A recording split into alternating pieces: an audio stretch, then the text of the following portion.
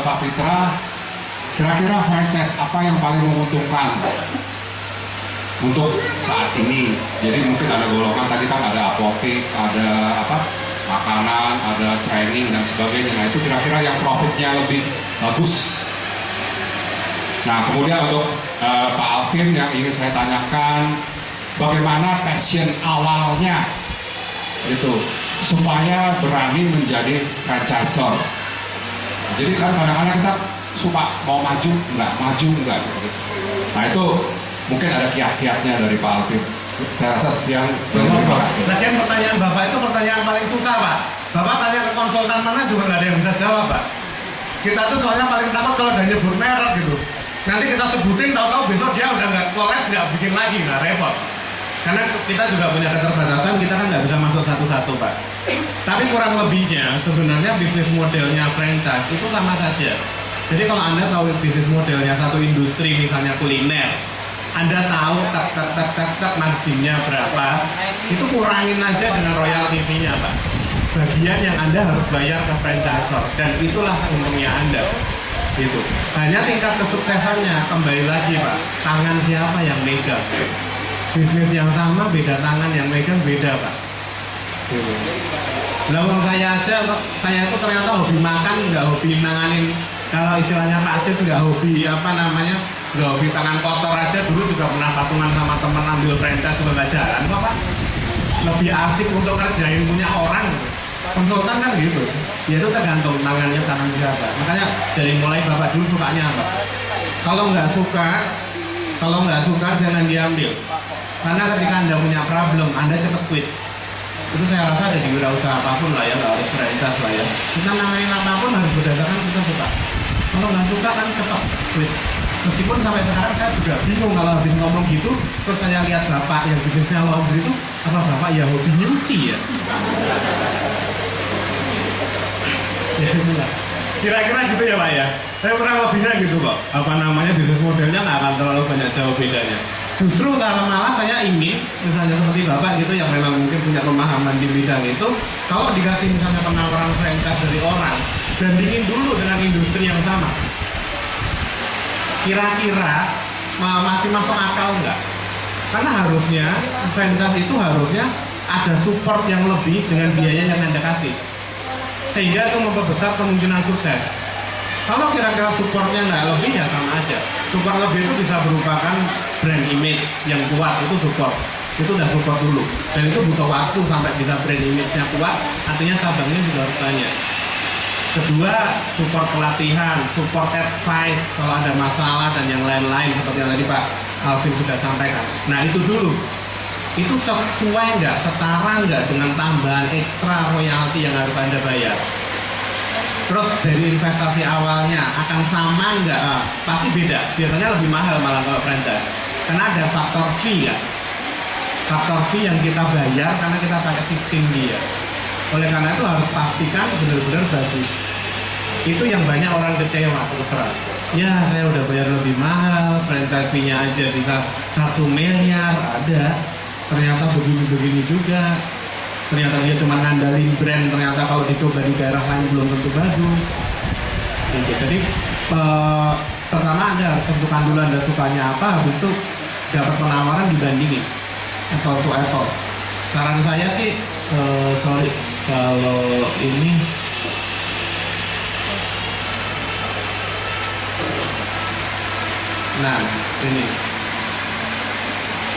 jadi memilih waralaba yang tepat, yang pertama Anda pilih bidang usahanya, cari yang nilai investasinya pas dengan kantong, jangan pakai uang dapur buat beli franchise ya, nanti kalau gagal istrinya marah-marah. Terus profil franchisor itu yang paling penting. Ada franchisor yang bulan ini nawarin nasi goreng, bulan depan nawarin martabak, bulan depannya lagi nawarin kebab, ada. Hati-hati, dia cuma jual produk doang. Terus jangan pilih waralaba yang nggak ada cabang milik sendiri, semuanya milik mitra. Ditanya, cabangnya sendiri berapa? Nggak ada, Pak. Repot ini. Produknya nggak berkualitas, misalnya rasanya nggak enak, umurnya kurang dari 1 tahun, 1 siklus tahunan aja belum, gimana mau ngajarin? Yang ada Anda belajar sama-sama sama dia. terus janji keuntungannya terlalu muluk, terus nggak ada pelatihannya. Nggak cukup cuman dikasih petunjuk Pak, harus dilatih Pak. Dan saran saya kalau Anda ambil franchise, Anda harus mau ikut pelatihannya. Jangan ada mental juragan. Pak ya udah saya bayar yang ikut biar karyawan saya, jangan. Nanti kalau karyawannya nipu Anda gimana? Nanti kalau karyawannya keluar Anda nggak bisa kerja sendiri. Anda harus ikut. Gitu. Ya meskipun nggak lulus juga ujiannya pas pelatihan nggak apa-apa, tapi yang penting tahu. Nah ini terus temui pemilik mereknya, tanya sejelas-jelasnya apa saja yang harus ditanya. Kalau bisa malah dibandingin. Jadi kalau Anda udah lihat lokasi terus dibandingin sama survei yang asli, tanya dia udah ini apa belum. Tapi kalau tanya sama mitra, jarang ada mitra yang gini, gimana Bu usahanya? Misalnya katakanlah, maaf ya Pak, double dip gitu. Wah bagus sekali, luar biasa, Anda harus beli juga. Nggak ada Pak. Percaya saya, nggak ada yang sampai segitu Pak. Biasanya rasanya, ya lumayan lah. Itu udah bagus itu. Wes kok percaya saya, itu udah bagus. Investor kita, karena sudah merasa mengeluarkan uang besar, itu excitednya juga nggak akan terlalu yang gitu-gitu banget. Apalagi menyarankan Anda buka, dia malah takut excited. Gitu, jadi yang ada malah begitu, oh ya lumayan lah, itu udah bagus. Karena yang misalnya kecewa pasti komplain. Jadi begitu, nggak bagus Pak, supportnya nggak bagus, ini aja saya mesti giling bakso sendiri, katanya mau disuplai bakso nggak datang sampai sekarang. Nah biasanya udah kayak gitu, Anda coba lihat ya, nanti kondisinya, cari, tanya sama franchise-nya cabang paling dekat di mana, coba ke sana, coba makan, dan Anda harus suka produknya. Jangan ambil franchise yang nggak suka produknya. Orang kita kalau datang ke pameran franchise itu datang cukup gitu, kelihatannya, oh 3 bulan balik modal, bagus. Tapi nggak pernah ngelihat rasanya, nggak dirasain. Kalau laundry juga nggak pernah nyoba nyuci di situ. Kalau pijat ya nggak pernah nyoba urut di situ. Karena ada franchise pijat. Nah itu harus dicoba, cocok enggak. Anda harus senang.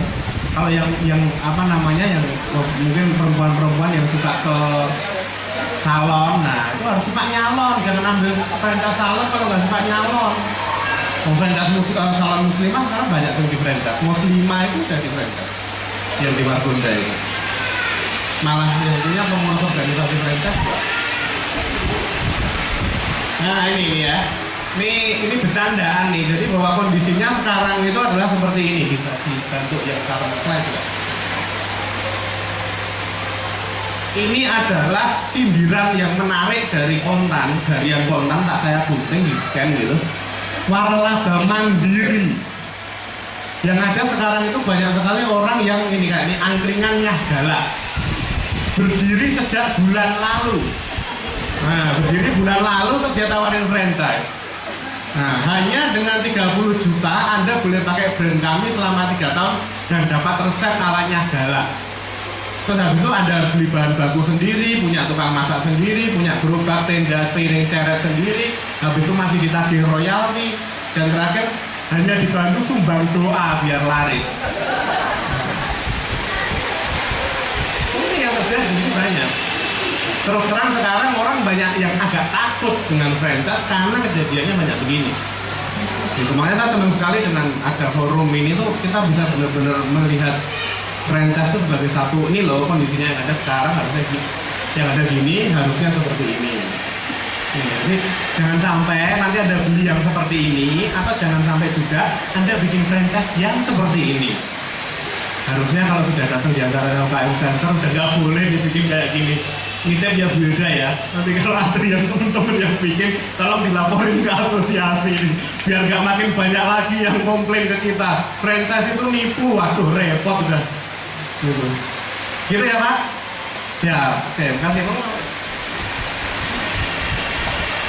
Ya, passion seperti apa yang harus kita miliki begitu Pak ya, karena sebagai franchiser. Pertama mungkin kalau dari saya pribadi gitu ya, kita harus mempunyai social life yang tinggi, maksudnya senang berhubungan dengan orang, berinteraksi dengan orang. Karena memang balik tadi bahwa franchiser dan franchisee itu hubungannya seperti, kalau menurut saya, orang tua dengan anak. Bagaimana kita merawat anak kita, membimbing anak kita sehingga dia menjadi besar gitu kan aneh. Yang pertama mungkin kita harus lebih banyak mendengarkan masalah-masalah dia, lalu kita perhatikan. Lalu kita yang paling mendasar sih memang spirit melayani itu Pak yang harus kuat. Jadi nggak bisa dia datang ke kita terus kita cuek atau kita terus rasa aduh ini terlalu bawel gimana, udah kita abaikan dan sebagainya, nggak bisa. Jadi semuanya harus kita bisa akomodir. Nah itu yang pusing begitu. Ya, terima kasih. Makasih. Ada yang senang nasi goreng? Siapa yang senang nasi goreng? Berapa jumlah jenis nasi goreng di Indonesia?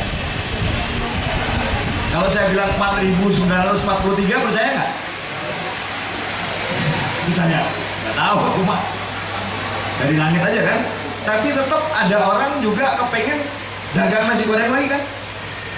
Apa sih di benaknya dagang nasi goreng lagi tuh? Cuma satu, bahasa dagangnya, bukan bahasa sekolahannya. Apa yang saya kejar? Kalau saya mau dagang lagi nasi goreng, omset, betul kan? Jadi kita dagang ini kan kejar omset. Dalam bahasanya anak sekolahan itu disebut cash flow. Wah ribet itu, silakan baca bukunya Ross. Ribet itu. Mau beli gerobak, hitung pakai capital budgeting, ribet lagi, iya kan? Nah, cari net present value-nya berapa. Makanya jangan pakai ilmu sekolahan. Yang kita kejar itu omset. Nah, bahasanya anak sekolahan, omset itu apa sih? Cash inflow kan? Betul kan? Nah, jadi dengan demikian, saya rasa apa yang dikatakan tadi, use your judgment. Artinya apa? Kita dikasih sama Gusti Allah ini adalah otak buat mikir kan? Otak dagang. Kalau otaknya tidak otak dagang, yang mendingan kita jangan dagang. Jadilah pegawai aja. Dan pegawai itu juga bisa hebat kariernya, gak ada masalah juga. Baik, berikutnya adalah Ibu Dewi. Silahkan Ibu Dewi. Terima kasih atas kesempatannya Pak Fitra dan Pak Alvin. Ini untuk dua-duanya mungkin ya. Kita ingin share salah satu masalah pelaku usaha kecil menengah, khususnya mungkin pelaku waralaba juga yang mungkin mereknya belum sebesar, belum berskala nasional lah gitu kan ya. Biasanya itu mencari SDM kadang-kadang. Padahal usaha kita tapi spesifikasi SDM yang dibutuhkan lebih rendah kan, bahkan mungkin lebih tinggi. Nah, tapi spesifikasi SDM yang lebih tinggi ini biasanya ngelihat mereknya nggak terkenal banget, usahanya belum besar, ya nggak mau dia kerja di situ gitu. Nah, sementara SOP kita sudah sebagus apapun, kalau nanti yang melaksanakan pun bukan SDM yang kompeten gitu ya, kan bisa jadi ini juga. Jadi SDM juga salah satu faktor kunci sukses tidaknya rencana bisnis kita gitu. Nah, kira-kira apakah ada tips nih, pengalaman double tips atau pengalaman Pak Fitra dari kasus-kasus yang pernah dialami gitu, bagaimana sih cara menggait tips and triknya nih mendapatkan SDM yang sesuai yang dibutuhkan gitu, kira-kira gitu. Itu aja pertanyaan saya, terima kasih. Kalau Prita gantian saya suruh jawab dulu, tapi jawabannya belum ada. Enggak, mungkin kurang lebih begini ya. Mencari SDM itu memang nggak gampang, begitu. Selama ini pengalaman yang kita dapatkan ketika kita mencari SDM untuk memenuhi satu outlet mitra begitu, karena mungkin dari level yang tertinggi sampai yang terendah. Untuk level-level yang mungkin agak ke bawah itu lebih mudah. Mereka tidak sampai melihat brand dan sebagainya, karena kebanyakan dari mereka kalau kita interview secara dari CV dan sebagainya, disitu kan pasti kita ada tulis kenapa, alasan pindah atau dan sebagainya. Jawabannya cuma paling putus kontrak, tempat lama, atau mungkin pengen mendapat kompensasi yang lebih baik dan sebagainya. Kalau untuk level yang lebih tinggi memang ini yang kadang mungkin kita harus sedikit istilahnya judgementnya, kira-kira melihatnya ke personal pribadinya dia. Andai kata kalau dia sebagai, katakanlah nanti ditugaskan sebagai supervisor, mungkin pengalamannya masih minim, dan itu pun bukan dari brand yang terkenal sebelumnya, begitu ya. Ya akhirnya kita coba ngobrol secara personal, kira-kira bagaimana dia handling daily operation yang dan sebagainya di yang tempat X sebelumnya. Selain dari itu kan juga kita ada yang namanya kita wajib men-training. Nah, di poin itulah kita maksimalkan si SDM ini supaya dia bisa menjadi baik di tempat mitra kita. Begitu sih. Mungkin dari jawaban saya begitu. Ya. Soalnya 90% klien saya tuh problemnya SDM. Semua kok. Dan sebenarnya nyarinya tuh sebenarnya lebih gampang. Yang lebih susah itu membanginya. Karena dengan pengetahuan yang terbatas, dengan level pendidikan yang terbatas, itu belum bisa pakai bahasa, oh lo harus ini nanti ada jenjang karir. Apa itu jenjang karir gitu? Wong kita kerja dapat upah harian ya buat hari ini kok ngomongin jenjang karir jauh gitu kan. Jadi yang memang problem ada di situ. Itu kalau biasanya sih pengalaman kita memang ownernya harus hands on banget, nggak bisa dilepas. SOP itu jangan dikasih terus untuk dibaca, nggak bakal dibaca. SOP yang pegang ownernya, habis itu dicerewetin lagi. Ya gitu mau nggak mau. Itu yang terjadi dulu karena saya pernah ada satu ini lihat kondisi di laundry kiloan itu gitu. Udah bilang kok SOP-nya ini pakai font ini gini. Susah Pak, tempel aja di sini plok, jadi temboknya tuh kotor banget ada tempelan-tempelan kertas. Karena di sini tek. Padahal bisa ini loh pakai ini ditaruhnya di sini. Itu pun susah. Jadi memang mau nggak mau seperti itu. Tapi kembali lagi, kita kan sekarang kondisinya apa yang sudah kita jalankan sekarang itu kalau di fotokopi mereka akan otomatis akan ambil SDM yang level ini juga. Ya bikin aja SOP yang memang mereka pahami dan tekankan yang paling penting ownernya harus mau turun tangan. Kalau Anda bikin struktur organisasi itu kan wah banyak banget gitu kan. Itu yang paling diisi dulu setelah owner apa sih? Pastilah paling depan kan, operasional dulu kan.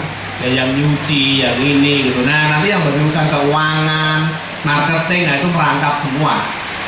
Namanya Dewi siapa? Dewi Maesari. Oke, berarti nanti misalnya katakan direktur keuangan Dewi, direktur pemasaran Mai, direktur SDM Sari gitu. Namanya sebenarnya sama orangnya itu aja. Cuman karena merangkep, nah tapi bikin dulu strukturnya. Kalau ada waktu ya, maksudnya tapi jangan sampai bikin struktur jadi nggak jualan loh ya. Nanti saya dimarahin Pak Sis. Oh, nggak ngejar omset tuh. Nanti bocuan ya Pak ya. Nah tadi ada bocah ininya keluar ya saya bilang aja gitu. Itu artinya nggak untung kalau bocuan gitu. Nah jadi apa namanya bikin. Jadi tapi beberapa harus tetap si owner jalan. Sampai suatu saat memang itu berkembang dan orang akan masuk itu dengan kebanggaan. Sebenarnya mereka yang di dalam itu bisa. Cuman kebanyakan yang saya perhatikan, ownernya nggak cukup telaten untuk mengkader, untuk melihat orang-orang mana yang bisa saya naikin. Gitu. Karena yang pertama yang harus ditanamkan ke mereka itu kebanggaan dulu. Begitu mereka bangga, itu otomatis loyal. Jarang ada orang loyal tanpa kebanggaan. Pasti mereka merasa ada sesuatu nih saya kerja di sini. Gitu. Nah itu yang memang habis itu kita harus take care. Kadang-kadang ada yang nggak puas, bisa makan. Pintar goblok pendapatan sama ya susah. Gitu. Jadi kondisinya nggak bisa begitu. Jadi dan memang harus saya sendiri banyak yang memang franchise yang jalan, franchise-nya itu justru dikader dari dalam. Karena dia ngerti banget tentang operasional gitu. Nah habis itu baru ditambahin ilmu franchise itu lebih mudah kalau seandainya mau dikembangin. Ngelatih manajemen itu kan lebih gampang, itu kayak naluri kok. Tinggal dibiasakan aja, tapi teknisnya harus ya tadi harus mau kerja kotor. Dulu ada mie di Margonda sini yang tutup, saya nggak usah sebut namanya. Yang saya tahu karena saya pernah interview orang dari sana, manajernya yang merangkap dosen. Bapak itu ngajar, iya, toko-toko teknik apa lupa. Kok sempet-sempetnya manajer resto masih bisa ngajar? Sebenarnya sih saya dosen Pak, tapi saya terus nyambi jadi manajer resto. Wah lah ya manajernya aja bisa ambil, restonya jelas tutup. Ini namanya supervisor restoran. Ada yang punya bisnis kuliner rumah makan? Anda pasti akan ngerasain bahwa itu bisnis nggak bisa istirahat dari pagi sampai malam. Pasti deh, udah Nanti malam gitu aja, begitu tutup, ownernya jalan lagi ke toko, ke rumah makannya, ngasir, ayo ambil setoran kasir. Selalu gitu tiap malam. Sudah pulang, terus jalan sebentar, jalan lagi ke situ. Terus bisnis itu kan seperti itu. Jadi memang ada saat-saatnya memang Anda nggak bisa langsung lepas. Kalau lepas ya nggak apa-apa, tapi bisnis Anda juga lepas dari Anda. Gitu, itu yang terjadi. Tergantung dari cara Anda bisa take care orang-orang ini berapa lama. Saya nggak berani kasih patokan. Tergantung model orangnya seperti apa. Kalau tiap hari Anda omelin terus, tapi omelannya cuma sebatas mencaci, mencerca, nggak ada masukan positif, ya percuma. Apalagi yang paling parah gini, misalnya gini. Kalau mau bikin orang supaya dia bisa ngelakuin kerjaan Anda harus kasih kesempatan untuk dia ngelakuin kesalahan. Kalau nggak ada kesalahan, dia nggak akan belajar. Orang belajar lebih banyak dari kesalahan daripada nggak salah, toh. Karena kalau kesalahan terus kapok, terus nggak ulang lagi. Gitu. Saya pernah punya bos yang kondisinya gitu. Kalau saya mau ngeluarin segala sesuatu, dia akan protes. Kenapa nggak lewat saya? Bahkan pengeluaran sekecil apapun. Tapi dia menuntut kita bisa seperti dia. Kalau begini, Pak ini gini, kamu pikir dong, gitu. Gimana sih? Kayak gitu aja nggak ngerti. Oh ya, oke. Gue pikir. Oh menurut gue seperti ini. Nah, ini saya kenal bos saya lagi. Bos kayak gini.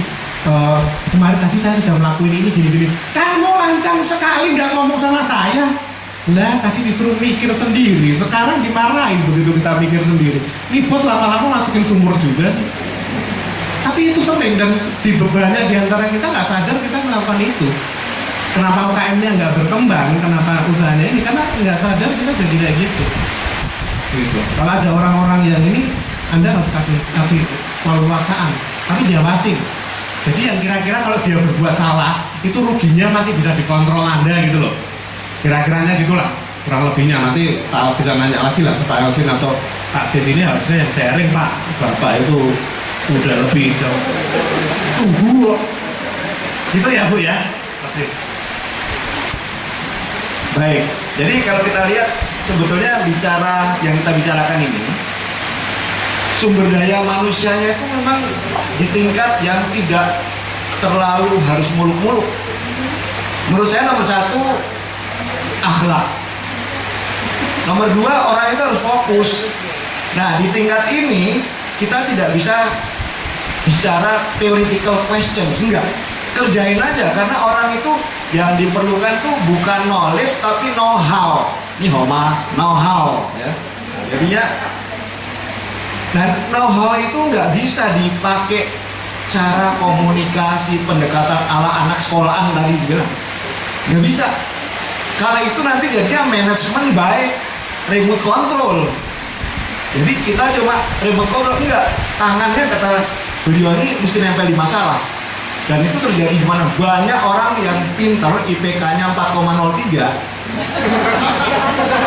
Itu tangannya tidak hands on. Karena itu waktu kalau dimarahin bos saya dulu, sis, lu udah senior vice president, lu kerja tangan lu kagak nempel di masalah.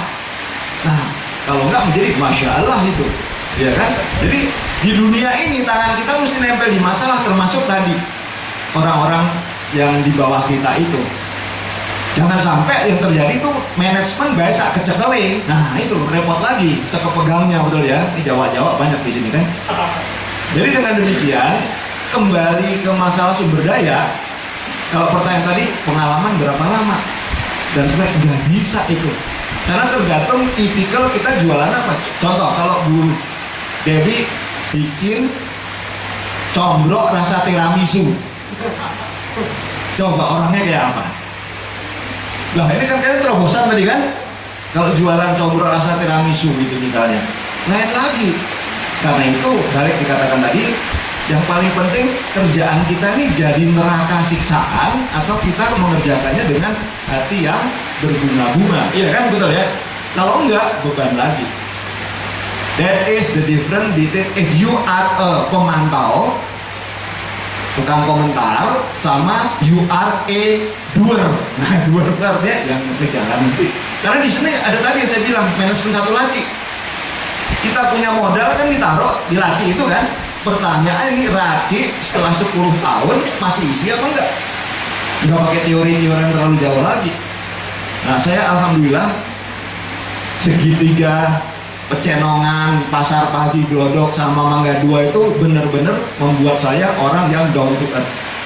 Artinya enggak pakai, bahkan kalau saya ngajar mata kuliah kewirausahaan, teori lo baca sendiri deh, yang penting bisa nggak ngerjain ini, ya kan? Ada beberapa teman mahasiswa di sini yang masih sekolah laundry, kumpul 3 orang bikin laundry di sini nih, jalan jebret jebret. Begitu datang saya cuma nanya, omset lo gimana? Alhamdulillah naik pak. Terus gimana? Ya pak, tapi saya kepengen beli dryer lagi misalnya gitu kan. Nah kalau dryer lagi omset you tadi lebih besar pasak daripada tiang nggak? Pikir dia. Ciut pak, apa ciut? Tekor. Jadi kalau tekor gimana? Ketawa deh, hehe. Saya ngutang sama bapak saya pak. Lo sama juga bohong. Ngutang sama bapaknya kan. Tapi itu pemecahan. Karena si bapak itu tidak mungkin kan kayak bank. Bank itu kadang-kadang kayak iblis juga soalnya kalau dana diutang, ya kan? Jadi dengan demikian bagian dari tadi dia kurang modal, perlu dryer, dia minta sama bapaknya. Nah, hal kayak beginian kagak diajarin di buku-buku di sini kan? Karena apa? Buku-buku kita di sini kebanyakan Amerika. And because of that, you have to consult the practitioner kayak mereka-mereka ini. Ya, jangan sampai yang terjadi yang saya paling sering diomelin tuh kita kayak orang buta nuntun orang buta. Nah kalau bicara dagang siapa? Orang yang tidak buta, yang sudah menjalankan kan, betul kan? Nggak bisa profesor, karena profesor itu dia ngerti knowledge-nya, but day to day the nitty-gritties of doing things dia nggak ngerti. Di situ. Ya, jadi pendekatannya mesti dibalik. Kita bicara UKM, ya begini, kita kumpulnya sama teman-teman yang sehari-hari bergerak di dunia itu. Perkara dari situ mau dijadiin disertasi, terserah, itu urusan kampus ya kan. Tapi urusan cari cuannya itu entar dulu nih, nggak ada urusan sama disertasi. Gue dapat cuan apa sih pun nih. Baik, Bu, kita lanjutkan di 3:30 kira-kira dulu ya. Atau masih mau terus? Masih terus boleh ya. Oke. Ada lagi yang ingin ditanyakan? 1, ada lagi? 2, Bu Hilda. Oke, 2 berarti ya. Mohon disebutkan Pak, nanti langsung jawab karena cuma 2 ya. Assalamualaikum warahmatullahi wabarakatuh. Pak, saya baca di sini ada STPW Pak ya, itu izin legalitas. Apakah dalam bikin franchise ini STPW itu wajib gitu hukumnya ya? Kalau saya kan bergaul sama orang-orang yang udah BO rata-rata Pak ya. Kalau nggak salah STPW itu juga syaratnya 5 tahun Pak ya. 5 tahun baru STPW. Terus kalau Pak Alvin sendiri kan bikin 2008, 2013 sudah jalan, terus STPW-nya kapan bikinnya gitu? Atau mungkin udah bikin STPW atau belum, saya belum tahu ya. Terus kegunaannya STPW apa gitu Pak? Soalnya kalau nggak salah bikinnya kan di depan kehakiman, terus ada kewajiban mungkin melapor dan sebagainya.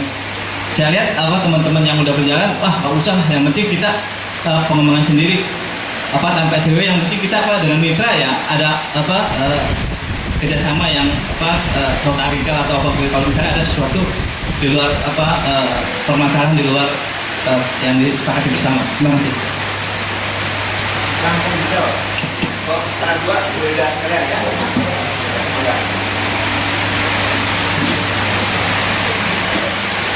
Ya, mungkin melanjutkan pertanyaan yang barusan. Saya justru ingin bertanya, kadang-kadang kita kan melihat seperti katakanlah misalnya wewe gitu ya. Saya kalau cuma melihat restorannya, saya nggak tahu apakah itu waralaba atau apakah itu cabang, ya. Dari mana kita tahu apakah misalnya ada asosiasi mengatakan bahwa kalau waralaba itu ada tandanya sehingga kita begitu melihat tahu misalnya seperti itu. Dan apakah apabila sudah mendapatkan surat tanda pendaftaran waralaba ini, apabila kita ingin membeli waralabanya, itu kita berhak untuk mengetahui ya sudah berapa waralaba, kemudian progresnya bagaimana, apakah itu diwajibkan untuk dibuka ya secara jujur oleh si pemilik waralabanya. Terima kasih. Terima kasih Bapak dan Ibu. Menjawab ini saya akan terpaksa harus mengatakan sesuatu yang saya akan minta maaf dulu kalau ada dari sini yang dari pemerintahan, khususnya Kementerian Perdagangan dan jajarannya. Ada nggak? Nggak ada kan? Aman, asik. Oke deh, nggak apa-apa, laporin aja. Pasti saya di blacklist lagi kok, tenang aja. Ya, mungkin ke Bapak dulu ya. Mak, Bapak bisa naik mobil, bisa nyetir? Bisa? Bisa nggak Pak? Bisa. Punya SIM? Punya SIM, oke. Kenapa kita harus punya SIM? Karena peraturan wajib, takut ditilang pasti ya? Oh iya. Sama Mak, nggak punya STPW 100 juta. Iya, nggak punya STPW itu tilangnya 100 juta. Sekarang tapi saya nanya dulu, Bapak pilih bisa punya SIM nggak bisa nyetir atau bisa nyetir nggak punya SIM? Ayo, anggaplah untuk di kompleks aja dulu lah yang nggak ada polisi misalnya. Pilih bisa nyetir nggak punya SIM, apa punya SIM nggak bisa nyetir? Nembak misalnya, pilih mana Pak? Pilih bisa nyetir tapi nggak punya SIM. Sama, yang penting Anda jalanin waralaba dulu bener, mitranya happy semua, baru Anda bikin STPW-nya. Karena STPW ini harus 5 tahun. Kadang-kadang untuk perjalanan 5 tahun itu momentumnya ada yang nggak bisa dilewatkan. Jangan sebut waralaba, makanya ada veto.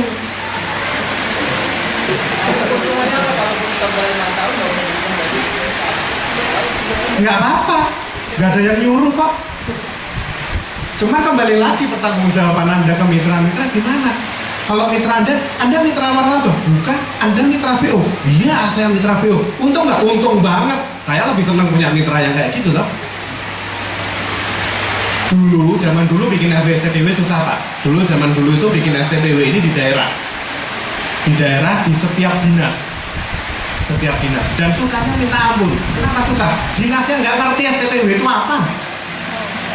Jadi dari Kementerian Pusat itu bilang begini, karena otonomi daerah, setiap dinas itu bertanggung jawabnya ke gubernur, bukan lagi ke Kementerian Pusat, bukan lagi Kementerian Perdagangan. Jadi dari pusat ngomong, tolong ya yang daerah kasih surat izin waralaba, STPW, yang begitu kita daftar ke Dinas Perdagangan, Bu mau STPW, itu apa ya? Kejadian Pak, makanya nggak ada yang dapat STPW. Makanya saya bilang sorry ya yang dari perdagangan, mohon maaf, saya terpaksa harus ngomong gitu. Nah, artinya apa? Banyak yang nggak dapat. Jadi STPW ini cuman, ya udah lo tulis aja, lo harus punya STPW, tapi sampai sekarang nggak di law enforcement-nya masih lemah. Kalau dulu saya punya klien banyak, beberapa sudah jalan, sistemnya bagus, tapi kan STPW-nya nggak keluar, saya nggak berani kasih sebutan waralaba, kasih aja kemitraan. Mitranya fine-fine aja, mitranya baik-baik semua, beres-beres aja, happy-happy aja nggak masalah. Tapi kondisi sekarang beda. Sekarang di pusat itu sudah lebih mudah. Karena untuk franchisor, sebenarnya kan yang perlu STPW ini franchisor dan franchisee, pusat dan mitra. Tapi yang penting pusat dulu lah. Nah yang pusat ini sekarang sudah ditarik semua ke Kementerian Perdagangan yang di Ridwan Rais. Kalau ada yang mau nanya tentang urus STPW, boleh tanya saya, lalu saya kasih tahu kemana harus ngurusnya, harus loket dan segala macamnya gitu. Mumpung lagi gampang, cuman ya syarat-syaratnya ya ada laporan keuangan dan yang lain-lainnya itu. Tapi kalau bagi saya juga nggak sepenuhnya. Misalnya gini, contoh nih, kalau ini menjawab pertanyaan ibu investor. Masalahnya sekarang ketika ini punya STPW, saya harus bilang sama ibu, tim Kementerian Perdagangan belum sanggup untuk melihat dalam-dalamnya Bu. Sehingga ketika dia keluarin STPW, dia seringkali hanya dikeluarin aja, asal lengkap, administrasinya beres. Tapi nggak lihat apakah laporan keuangannya ini memang bakal bertahan lama 100 tahun lagi atau gimana, saya rasa nggak segitu. Jadi kalau itu dipakai untuk jaminan security agak susah. Tapi kalau itu dijamin legalitas bahwa Anda boleh mewaralabakan, iya. Nah mengenai ciri STPW nanti yang waralaba harus ada tandanya, itu menurut rencana akan dibahas di peraturan menteri mendatang yang sampai sekarang belum ada. Nanti rencananya ada logonya gitu, mungkin B gitu, waralaba gitu. Tapi sampai sekarang juga belum tahu. Gitu. Yang jelas kalau di Alfamart, Anda lihat Alfamart atau Indomaret, kalau ada tulisannya CV apa, PT apa, itu berarti mitra. Mitra bukan punya sendiri. Kalau yang punya sendiri dari Alfamart itu biasanya Kelenteng Agung atau Pasar Minggu, nah itu punya sendiri. Tapi kalau ada CV apa, malah di Jakarta ada yang Mary Andani punya dan dulu. Nah itu punya mitra. Gitu. Jadi itu untuk STPW-nya. Nanti kalau ada yang minat di sharing peraturan menterinya, saya nggak akan buka di sini karena itu ya bacanya aja bosen apalagi dipresentasiin gitu. Jadi nanti kalau butuh aja. Kalau ada teman-teman yang mungkin memang mau daftar STPW silahkan. Pada intinya ini free kok. Jadi daftar aja. Jadi nggak ada biaya yang berlebihan atau enggak sih. Itu dulu. Kalau resminya ya sudah berdiri 5 tahun dan memenuhi persyaratan waralaba baru STPW. Intinya adalah kalau Anda nggak punya STPW, saya sarankan nggak pakai kata waralaba. Itu aja. Soalnya di peraturan menteri terbaru ada bilang kalau ngaku-ngaku waralaba tapi nggak punya STPW kena. Nah, jadi mendingan ya kemitraan lah, BO lah, joint venture lah, fungsian lah, atau apalah itu kan nggak diatur gitu, nggak ada aturannya sendiri. Saya mau nanya, Buka-Buka Pintu itu franchise bukan? Buka-Buka Pintu franchise bukan? Bukan. Jawabannya bukan. Itu masih dipegang sendiri semua. Saya mau nanya, Buka-Buka Pintu itu dari negara mana? Oh ya, bagus. Jadi jangan pernah, nanti kalau masakan Jepang rasanya yang pakai standar buat Buka-Buka Pintu, jangan ya. Itu rasanya udah gak standar banget. Gitu. Jadi, oke. Yang kita yang pernah ke Bapak ada berarti mau ke luar negeri kemana Pak?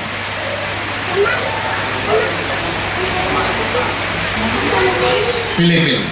Kayaknya Filipina lebih mudah ditembus. Jeko udah tembus Filipina. Jeko sudah tembus Filipina. Saya masih ingat banget saya belanja di pas waktu ke Mall Puri, kebetulan dekat rumah, depan-depanan gitu. Belanja di Jeko-nya dia yang melayani orangnya pakai bahasa Inggris, nggak mudeng bahasa Indonesia. Ternyata dia orang Filipina di training di sini. Jadi dia mitra Jeko untuk Filipina dari Manila, dia training di sini. Saya tanya, "Are you Malaysian?" "No, I'm Filipina." Jadi alangkah tidak adilnya kita kerja di negeri orang harus bisa bahasa Inggris, orang lain kerja di sini nggak perlu bisa bahasa Indonesia. Masa mau beli donat aja sampai bahasa Inggris?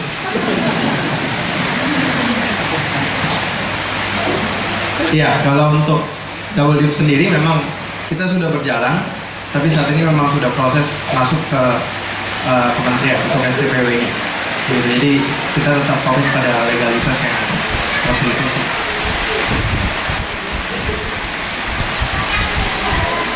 Baik, tadi putaran terakhir, nggak ada babak penasaran lagi.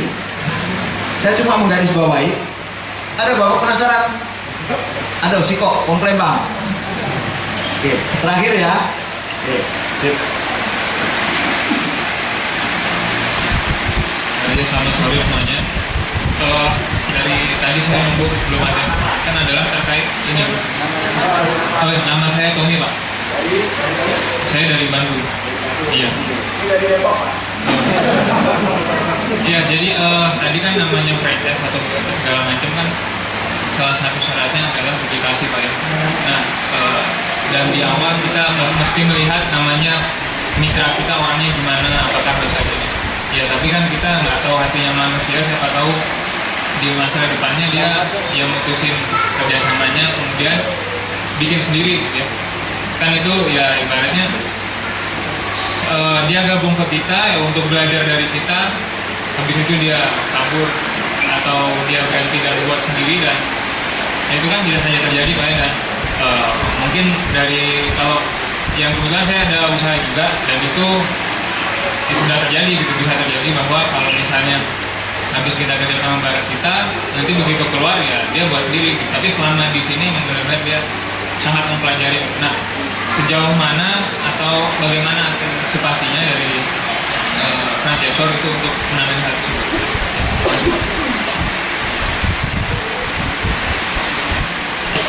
Ya, terima kasih. Kalau biasanya itu tentang proteksi berarti ya, proteksi usaha. Kalau kita biasanya bikin proteksi itu ada dua macam. Yang pertama alamiah, yang kedua legal. Gitu. Mungkin mulai dari legal dulu. Legal itu berarti perjanjiannya harus dibikin yang jelas. Jadi betul-betul perjanjian itu jelas. Seperti misalnya ini. Nah, ini sudah saling setuju belum, Mas Tommy? Sudah saling setuju belum? Nggak kelihatan. Aduh, saya pinjemin kacamata saya deh.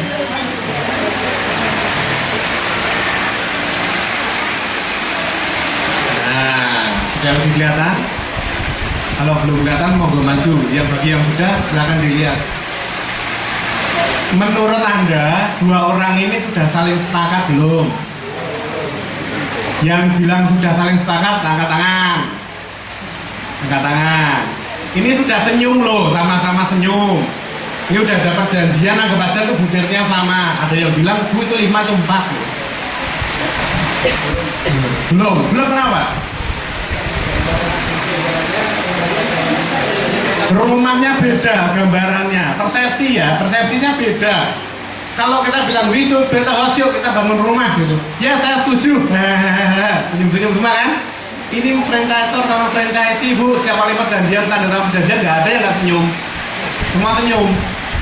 Nah, tapi masing-masing nih. Yang satu mikir, ini biasanya franchisor nih, yang agak sedikit mengecil-ngecilkan. Gue kasih supportnya dikit aja. Kan gue cuma bilang dikasih support. Nah, jadi dia pikir rumahnya tipe 45 lah gitu. Nah, giliran franchise-nya mikirnya bangun rumah tuh bangun apartemen gitu, atau gedung gitu. Nggak nyambung.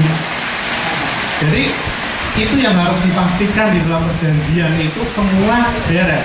Semua clear, termasuk sanksi. Kalau ada yang melanggar kayak apa? Semua perjanjian seperti apa? Misalnya contoh, Anda ketahuan memasarkan nggak di dalam outlet Anda bawa keluar, Anda bikin, itu sanksi. Anda buka cabang lagi, emperan, pakai nama yang sama tanpa seizin pusat, sanksi. Banyak sanksinya. Masukin, ngambil bahan baku dari luar, itu proteksi semua. Cuman, kan tahu sendiri toh, ini Indonesia gitu loh. Anda punya duit berapa sih bayar pengacara? Kalau mau dituntut ke pengadilan, wong menang kalah, yang menang pengacaranya. Maaf ya yang profesi pengacara.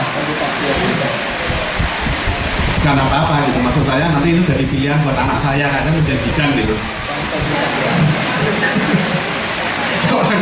Ya kan, kalau mau berperkara di pengadilan itu udah keluar ruang duluan untuk itu.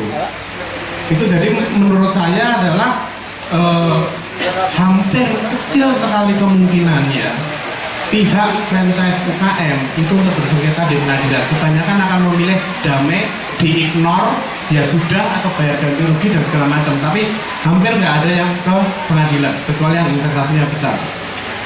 Nah, untuk mengantisipasi karena proses legal itu nggak bisa diharapkan, makanya harus ada proteksi alamiah, yaitu keunikan.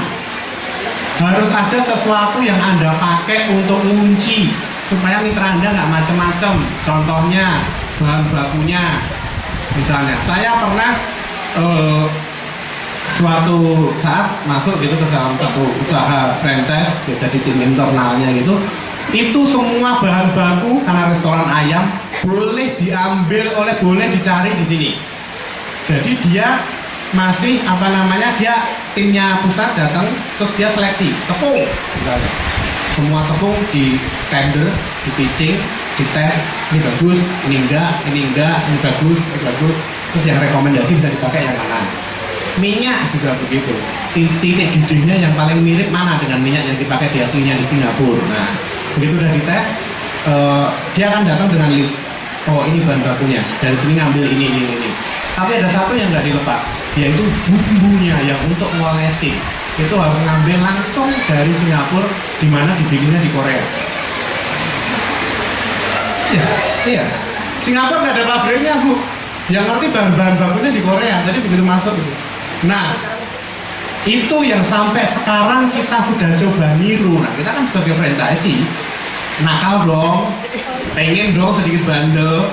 Kadang-kadang kita mikir, ya itulah, gue ngambil ini besok udah habis, kalau nggak ada saus ini nggak jualan. Padahal pengiriman dari sana Singapura katanya sorry shippingnya udah telat bla bla bla bla bla bla. Ya kebanyakan ya kita juga sih yang salah pesannya telat gitu. Tapi intinya kita mencoba. Ternyata nggak bisa sama. Kita coba ramuan gini yang katanya kita udah hire koki yang ini coba membuat kayak gini. Nggak sama. Ada yang sama begitu disajikan ditunggu 5 menit hasilnya udah beda lagi. Nah, yang seperti ini harusnya bisa dibuat di Anda. Kalau bisa semakin itu peluang untuk dicurangi makin sedikit.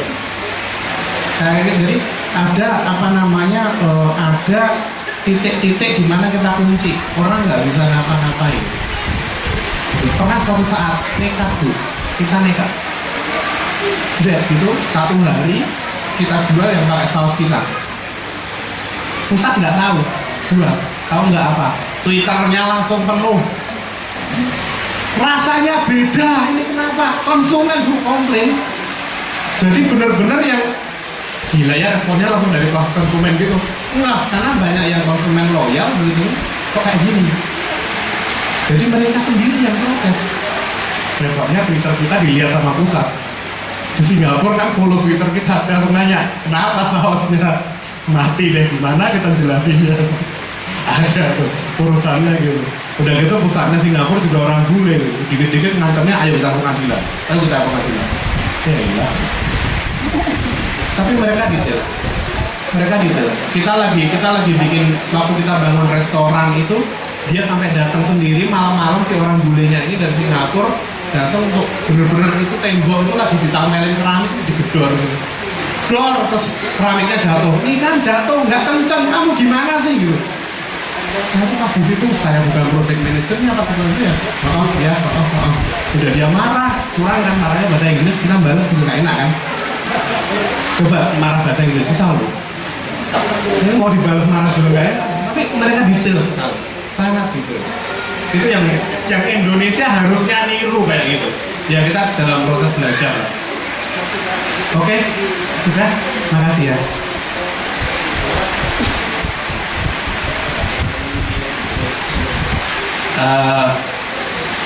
Kiblatnya pasti mungkin ke franchise agreement. Biasanya franchise agreement itu kan berlaku memang selama 5 tahun gitu ya.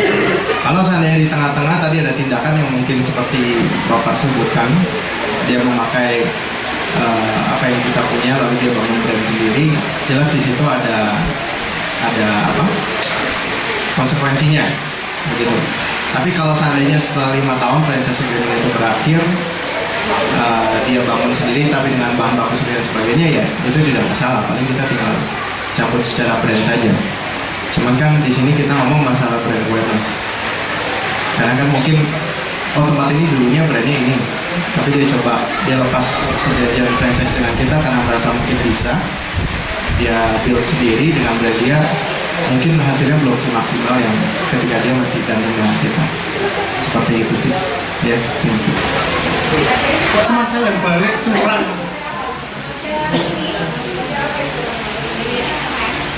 Baca. Berapa pertanyaan? Saya tuh biasa jawab pertanyaan, susah kalau nanyain. Bagi loh. Iya, nanti saya satu aja, nanti yang dua dari Pak Alvin. Apa ya? Kita tanya lucu-lucuan aja ya. Udah kok. Jadi, kalau dia nyimak pasti tahu, karena pasti sudah pernah ngulang. Saya lulus dari sini berapa tahun yang lalu.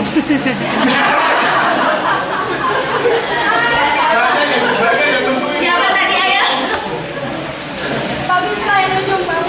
Bapak jawab Mbak Fitra, ini siapa Pak? Tadi ya udah Pak, gimana Kak bikin pertanyaan satu lagi Bapak? Ayo semangat. Ini susah ini kalau. Ya udah saya ikutin pasif. Ngomong-ngomong saya udah menikah belum? Udah ya. Oke, saya mau nanya aja. Ada yang bisa nebak berat badan saya? Pas saya kasih. Selisih plus minus 5 kilo masih saya kasih. Nah itu aja ya. Berapa? Oh udah ya? Udah dapat ya? Udah dapat, yang tadi nanya udah. Nggak boleh, yang lain. Iya Pak. Berapa? 70. Amin, masih salah Pak.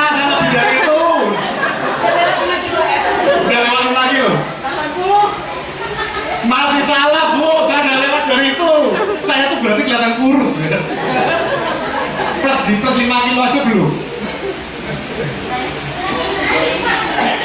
Ya apa lagi?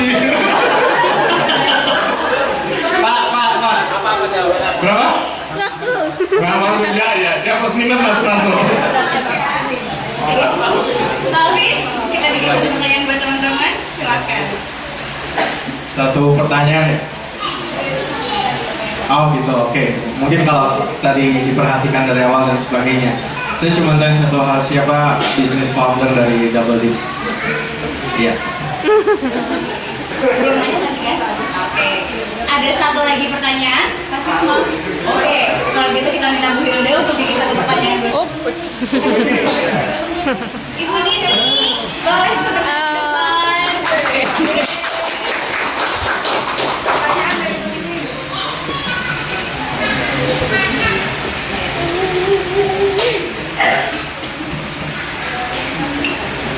Saya menyimak cuman ada terlambat. Jadi tapi saya mau menarik dari pertanyaannya adalah kesimpulan lebih baik kita punya SIM tapi nggak bisa nyetir apa mendingan kita bisa nyetir nggak punya SIM. Itu tadi membahas apa waktu pertanyaan itu gitu loh maksudnya.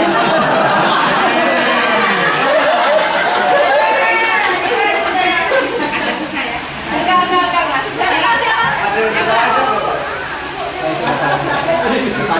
KKN. Ini Mbak, apa Mbak? Selamat siang. Jadi tadi ada peserta yang menanyakan tentang surat pendaftaran waralaba. Apakah wajib untuk memiliki surat tersebut, harus didaftarkan ke kementerian tersebut? Itu yang menjadi penjelasan Pak Fitra tadi, wajib bagi yang menyebutkan bisnis waralaba. Surat tanda pendaftaran waralaba. Betul Pak Fitra, betul.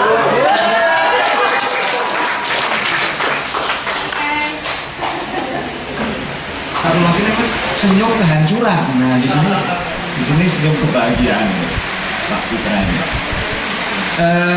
Tadi yang telah dimukakan adalah dari sisi praktisi maupun konsultan maupun yang betul-betul sehari-hari mempunyai katakanlah tangannya itu kotor ya. Jadi dari situ insya Allah kita bisa belajar banyak. Hanya ingin tahu siapa yang setelah ini nanti tertarik, tergerak untuk mulai masuk ke waralaba. Nah, silakan. Karena kalau kita lihat di sini tatarannya kan bukan tataran sesuatu yang complicated, sophisticated kan. Karena itu betul-betul kita harus fokus. Kalau enggak nanti ya tadi lebih besar pasak daripada tiang. Kalau enggak ya orang itu kan jalan hidupnya bisa dagang, bisa kerja kantoran. Ya silakan pilih aja kalau memang kita lebih enak untuk masuk ke bidang ini karena batasnya itu the limit is only the sky untuk jadi orang yang luar biasa kaya raya. Banyak kisah-kisah begitu. Karena tidak ada lagi yang ingin dibicarakan atas nama UKM, pertama kami mengaturkan banyak terima kasih. Dan tadi kalau nggak salah ada 7 penanya. Nah, untuk itu mohon nanti ketemu Bapak konsultan untuk dapat apa itu Pak namanya Pak? Gratis untuk masuk MRT gitu Pak ya? Bukan ya? Bukan ya. Nah nanti akan ada kenapa? Ya udah ini kan yang tadi di itu nanti ketemu sama beliau mau di sekarang atau mulai? Oke silakan. Nah silakan. Nanti mohon menghubungi. Saya rasa nggak ada lagi, insya Allah semuanya menjadi lebih jelas mengenai apa itu waralaba dan andai kata nanti ada yang tanyakan, mohon menghubungi. Ya Pak, informasi, monggo Pak. Oh ya, bagi teman-teman yang di sini yang berminat untuk datang ke pameran franchise, barangkali yang mau franchise mau pengen tahu bagaimana atau yang belum pernah ya silakan datang. Nanti ada di tanggal 31 Mei sampai 2 Juni. 31 Mei sampai 2 Juni di Jakarta Convention Center. JCC Senayan yang gedung buletnya plenary. Jadi nanti ada di situ. Kalau hoki ketemu saya, ya biasanya ngider juga di pameran sih. Itu aja. Terima kasih atas infonya Bu Itra. Sekali lagi atas nama UKM Center, andai kata ada hal-hal yang kurang berkenan, kami mohon maaf selama perjumpaan kita. Alhamdulillah kita selesai dengan acara kita. Wabillahi taufiq wal hidayah. Wassalamualaikum warahmatullahi wabarakatuh. Terima kasih. Udah sama-sama kita dengerin tadi cerita dan banyak banget hal yang dibagi di kegiatan